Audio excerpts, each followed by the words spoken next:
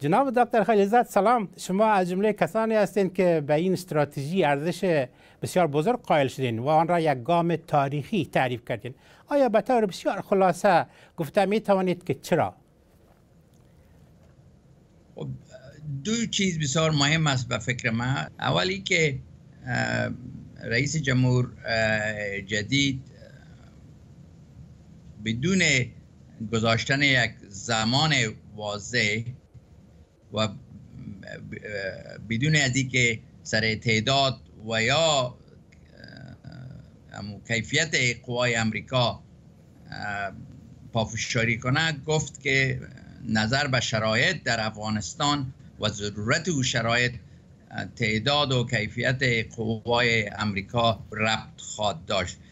مسئله دوم که حتی مهمتر از این مسئله هم هست، مسئله پاکستان است که برای یک مدت طولانی است که باز ما می گفتیم که مشکل کلان پایگاه های تروریستی و پایگاه های افراطیت و همکاری از طرف دولت پاکستان به این قوا یک مشکل کلان و تاثیر انداز بالای شرایط در افغانستان است و آقای ترامپ این تعریف مشکل قبول کرد و یک استراتژی که به صورت عمومی درباره صحبت کرد در این باره هم پیشنهاد کرده. خب ببینیم در عمل چی خواهد شد، تاثیر سیاست جدید امریکا سر پاکستان چی خواهد بود. بله، به نظر شما چرا ممالک ذی دخل در بحران افغانستان مثل پاکستان، ایران، روسیه، چین استراتژی امریکا را از این حال ناکام می‌دانند؟ مسئله پاکستان از همین مسائل دیگه که مهمتر است.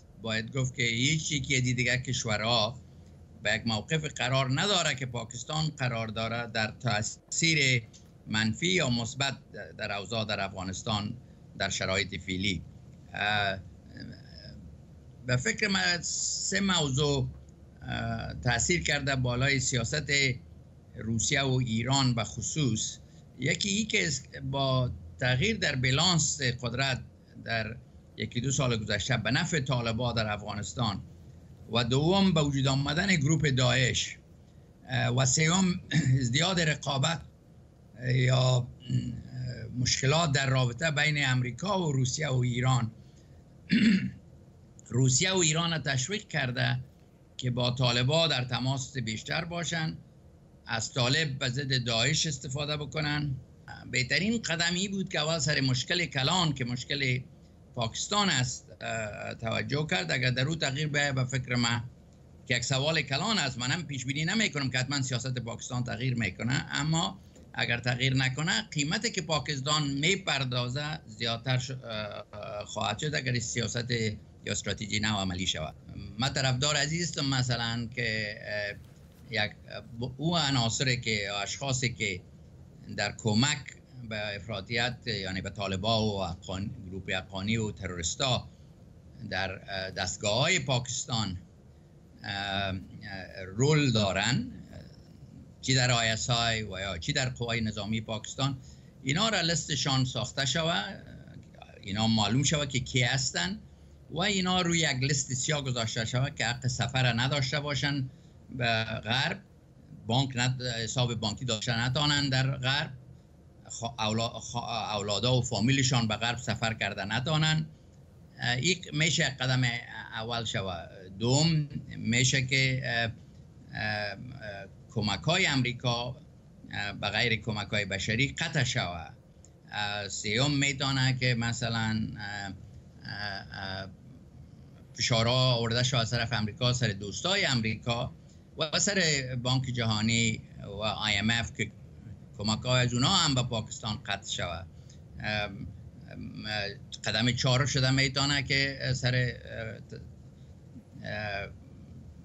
جاهایی که در او تروریستا و افراطیون تربیه میشن یا میباشن سر او در پاکستان حمله شود. گرچه شما این موضوع را یه ذره یاد کردین، منتها موقف روسیه قسمی است که میگن فرستادن قوای بیشتر شاید نتیجه نته. با در نظر داشت همین مسئله و همچنان بعضی از متخصصین افغانی به این فکر هستند که عوض فرستادن قوای بیشتر و از این قبیل مسائل قوای امنیتی خود افغانستان بالخصوص قوای هواییش تقویه شود. در این مورد چی گفتنی دارین؟ بسیار فکر خوب است، اما اینا یکی به جای دیگه گفته شده نمیتونم. من مخالف از او فکر هستم. هر دو کار باید صورت بگیره. این دو چیز ضد یکدیگر نیستن. یا قوای افغان بالا ساخته شود یا قوای امریکا روان شود. باید هر دو کار صورت بگیره به فکر من.